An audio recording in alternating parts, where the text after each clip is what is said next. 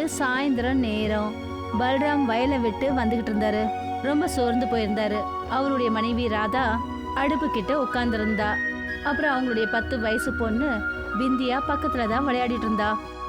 அப்பதான் கிராமத்து தலைவர் அங்க வந்தாரு. பல்ராம், ஜமீன்தாரோட ஆணைப்படி கிராமத்தில் எல்லாருக்கிட்டையும் வரி வசூல் பண்ணிட்டு இருக்கோம். வரியா? எதுக்கு? கிராமத்தில் பெரிய ஹாஸ்பிட்டல் கட்ட போகிறாங்க. இனிமே உடம்பு சரியில்லாதவங்க நகரத்துக்கு போக வேண்டிய அவசியம் இல்லை. இது புண்ணிய காரியங்க. என்னங்க, நாமளும் இதுக்கு உதவி செய்யணும். பல்ராம் தலைவர் கிட்ட நிறைய சந்தா காசு கொடுத்தாரு. அப்புறம் தலைவர் ரொம்ப சந்தோஷத்தோட அங்கிருந்து போயிட்டாரு. மறுநாள் பல்ராம் ராதா அப்புறம் பிந்தியாவை மாட்டு வண்டியில கூட்டிக்கிட்டு வயலுக்கு போனாரு. அப்பதான் ஒரு பெரிய அடர்ந்த மரத்துக்கிட்ட மாட்டு வண்டியை நிறுத்தினாரு, வணங்கினாரு. நம்ம கல்யாணத்துக்கு அப்புறத்துல இருந்து பாக்குறேன், நீங்க இங்க வந்து வணங்குறீங்க. ஆனா ஏன்? என்னோட அப்பாவும் தாத்தாவும் கூட இதை தான் பண்ணாங்க. அவங்க நம்பிக்கை என்னன்னா, இந்த மரத்தில் அற்புத சக்தி இருக்கான், நான் அவங்களோட பாரம்பரியத்தை காப்பாத்துறேன், அவ்வளோதான். அவங்க ரொம்ப சந்தோஷத்தோட வீட்டுக்கு திரும்பி வந்தாங்க. மறுநாள் பல்ராம் வயலுக்கு புறப்பட்டு போயிட்டு இருந்தாரு. அப்பதான் பலியா பயந்து போய் அங்கிருந்து ஓடி வந்தான். பல்ராம், நம்ம கிராமத்தில் இருக்கிற கங்கா அத்தைக்கு உடம்பு ரொம்ப சரியில்லை. சரி வா, நம்ம சீக்கிரம் போய் பார்க்கலாம். பல்ராம் பலியாவோட கங்கா பெரியம்மா வீட்டுக்கு போனாரு. அப்புறம் கங்கா பெரியம்மாவை பார்த்து என்ன சொன்னார்னா, கவலைப்படாதீங்க, இப்போ நம்ம கிராமத்தில் ஹாஸ்பிட்டல் இருக்கு. பல்ராம் கங்கா பெரியம்மாவை ஹாஸ்பிட்டலுக்கு கூட்டிட்டு போனாரு. ஆனா டாக்டர் அவங்கள தடுத்துட்டாரு. முதல்ல ஃபீஸ் கட்டுங்க, அதுக்கப்புறம் ட்ரீட்மெண்ட் பண்ணலாம். ஆனால் இந்த ஹாஸ்பிட்டலுக்கு அரசாங்கம் பணம் கொடுத்துருக்குல்ல, அப்புறம் கிராமத்து மக்களும் வரி கொடுத்துருக்கோம். ஜமீன்தார் என்கிட்ட என்ன சொன்னாரோ அதை தான் நான் செஞ்சுக்கிட்டு இருக்கேன். பல்ராம் கங்கா பெரியம்மாவை தூக்கிக்கிட்டு ஜமீன்தாரோட வீட்டுக்கு போனாரு. ஜமீன்தார் ஐயா, டாக்டர் வைத்தியம் பார்க்க மாட்டாரு. நான் ஒன்றும் இந்த ஹாஸ்பிட்டலை ஏழைங்களுக்காக திறக்கலை. வைத்தியம் பார்க்கணும்னா முதல்ல பணம் கொடு. பல்ராம்க்கு புரிஞ்சு போச்சு ஜமீன்தார் கிராம மக்களை ஏமாத்திட்டாருன்னு. ரொம்ப கவலையோட அவர் கங்கா பெரியம்மாவை திரும்பி கூட்டிட்டு போனாரு. மறுநாள் காலையில பல்ராம் நாலாபுரமும் பார்த்தாரு. அப்புறம் ரொம்ப பயந்து போயிட்டாரு. அட, கிராமத்தில் எல்லாருக்குமே உடம்பு சரியில்லாமல் இருக்கு. நம்ம கிராமத்தில் மட்டும் இல்லை, நம்ம பக்கத்து கிராமங்கள்லையும் ஒரு கொள்ளை நோய் ஏற்பட்டிருக்கு. நாம் இதை பற்றி ஜமீன்தார்கிட்ட கண்டிப்பாக பேசி ஆகணும். தலைவரும் பலராமும் அவரோட வீட்டுக்கு போனாங்க. ஆனா ஜமீன்தார் அவங்கள அவமானப்படுத்தி வெளியே தள்ளிட்டாரு. அவர் இவ்வளோ பேராசப்படுவார்னு நான் யோசிக்கவே இல்லை. இப்போ நாம தான் ஏதாவது பண்ணி ஆகணும். பல்ராம் ரொம்ப கவலையோட தன்னோட வீட்டுக்கு திரும்பி வந்தாரு.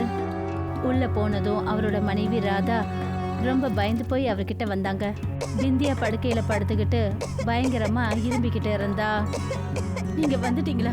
அங்க பாத்தீங்களா, நம்ம பொண்ணு பிந்தியா பயங்கரமா இரும்பிக்கிட்டு இருக்கா. இவளும் அந்த வைரஸுக்கு பாதிக்கப்பட்டுட்டான்னு எனக்கு தோணுதுங்க. இல்லை இல்லை, அப்படியெல்லாம் சொல்லாத ராதா. நான் பிந்தியாவை நகரத்துக்கு கூட்டிகிட்டு போவேன். அங்கே அவளுக்கு கண்டிப்பாக ட்ரீட்மெண்ட் நடக்கும். ஆனா எப்படிங்க? நம்ம கிட்ட தான் கையில காசே இல்லையே. நீங்க ஏற்கனவே நம்ம கிட்ட சேர்த்து வச்சிருந்த எல்லாத்தையுமே ஹாஸ்பிட்டலுக்கு தானம் பண்ணிட்டீங்க. இன்னும் நம்மளோட நிலத்துல அறுவடையும் பண்ணல. நீ கவலைப்படாத, நம்ம கிராமத்தில் ஹாஸ்பிட்டல் இருக்குல்ல, நான் பிந்தியாவை அங்கேயே கூட்டிகிட்டு போகிறேன். ஆனா அங்க இருக்கிற டாக்டருங்க பேஷண்ட்டை என்னன்னு கூட பார்க்க மாட்டேங்கிறாங்களே. இல்லை, நான் மறுபடியும் அங்கே போவேன். நான் டாக்டரோட கை காலில் விழுந்தாவது ட்ரீட்மெண்ட் பார்ப்பேன். ஒரு வேலை தேவைப்பட்டா ஜமீன்தார் கால் லீவ் விழுறதுக்கு தயாராக இருக்கேன். பலராமும் ராதாவும் உடம்பு சரியில்லாத தன்னோட பொண்ணு பிந்தியாவை தூக்கிக்கிட்டு ஹாஸ்பிட்டலுக்கு போனாங்க. டாக்டர் பேஷண்ட்டை விட்டு விலகி நின்றுட்டு இருந்தாரு. பல்ராம் அவரை பார்த்ததுமே அவர்கிட்ட அவர் போனாரு. டாக்டர் சார், என் பொண்ணோட நிலைமை ரொம்ப மோசமாக இருக்கு. தயவு செஞ்சு அவளுக்கு ட்ரீட்மெண்ட் பாருங்க. இங்கேருந்து வெளியே போயிடுங்க. இது ஒரு கொள்ளை நோய். இது எனக்கும் பரவிடுச்சுன்னா என்ன பண்ணுறது? நீங்கள் டாக்டரா இல்லை வியாபாரியா? உங்கள் மனசில் கொஞ்சம் கூட கருணையே கிடையாதா? யாருக்கிட்ட பணம் இருக்கோ அவங்களுக்கு மட்டும்தான் நான் ட்ரீட்மெண்ட் பார்ப்பேன். ஒருவேளை உங்ககிட்ட பணம் இருந்துச்சுன்னா கொடு, நான் உனக்கும் ட்ரீட்மெண்ட் பார்க்குறேன். ராதா அழுதுகிட்டே அவர்கிட்ட கெஞ்சினா. ஆனா டாக்டர் கொஞ்சம் கூட ஒத்துக்கல. அப்புறம் ஹாஸ்பிட்டல்ல இருந்து பலராம் ஜமீன்தார் வீட்டுக்கு ஓடினாரு. ஜமீன்தார் கிட்ட கெஞ்சி கையெடுத்து கும்பிட்டு கேட்டாரு. முதலாளி, என் மக சாகர நிலைமையில இருக்கா. எனக்கு கொஞ்சம் பணம் கடனாக கொடுங்க. என்னோட அறுவடை முடிஞ்ச உடனே நான் பணத்தை கொடுத்துட்றேன். அப்படின்னா அந்த கொள்ளை நோய் உன் பொண்ணுக்கும் வந்துடுச்சா? இன்னும் கொஞ்ச நாள்ல உனக்கும் அந்த நோய் பரவிடும். இப்போ இங்கேருந்து கிளம்பு. பல்ராம் ரொம்ப கவலையோட திரும்பியும் ஹாஸ்பிட்டலுக்கு வந்தாரு. ஆனா அங்க போனதும் அவரு பார்த்தாரு, ராதா அங்க தேம்பி தேம்பி அழுதுட்டு இருந்தா. என்னாச்சு ராதா? பிந்தியா பிந்தியா நம்ம எல்லாரையும் விட்டுட்டு போயிட்டாங்க.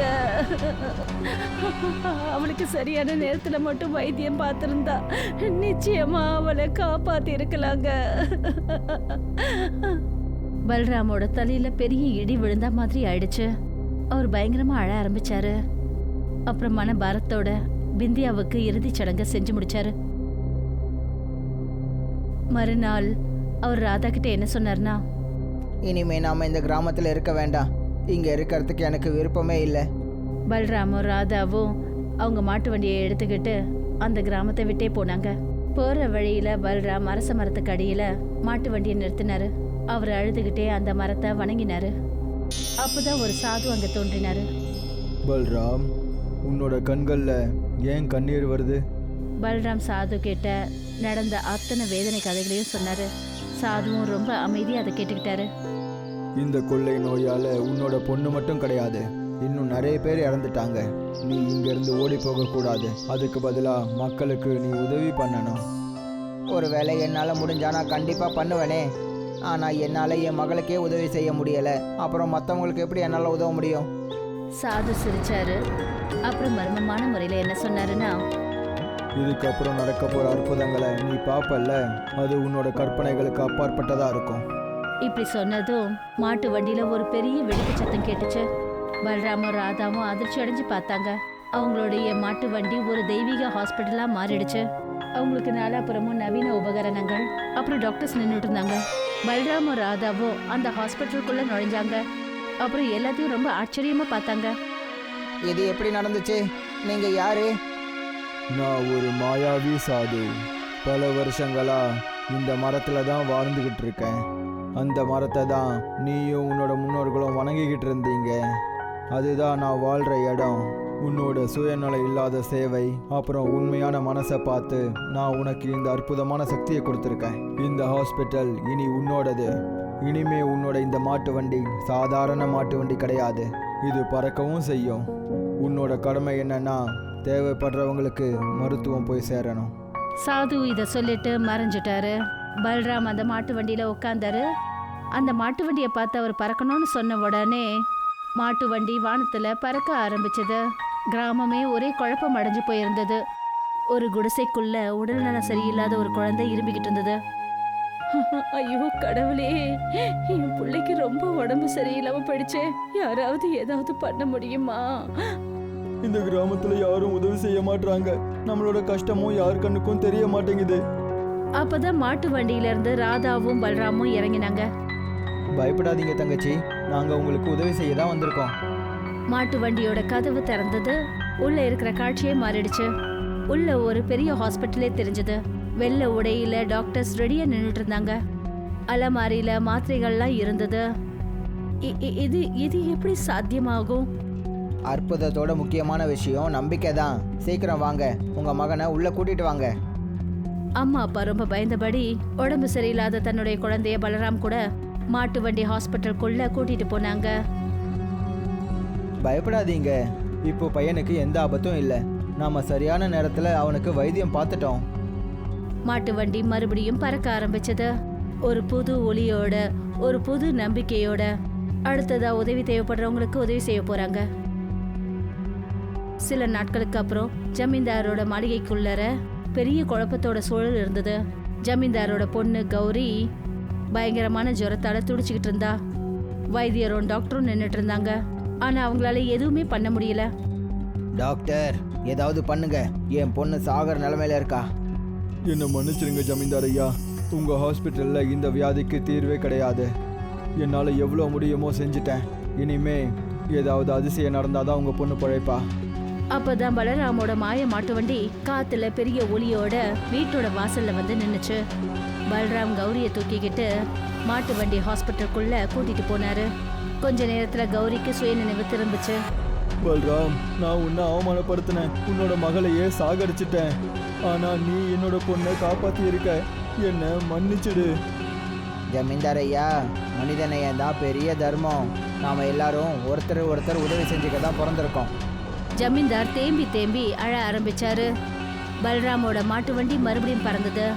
அப்புறம் வைரஸால பாதிக்கப்பட்ட கிராமத்துக்கு போய் நோயாளிங்க எல்லாருக்கும் உதவி செஞ்சாங்க. மெல்ல மெல்ல அந்த இடமே வைரஸ்ல இருந்து முக்தி அடைஞ்சது.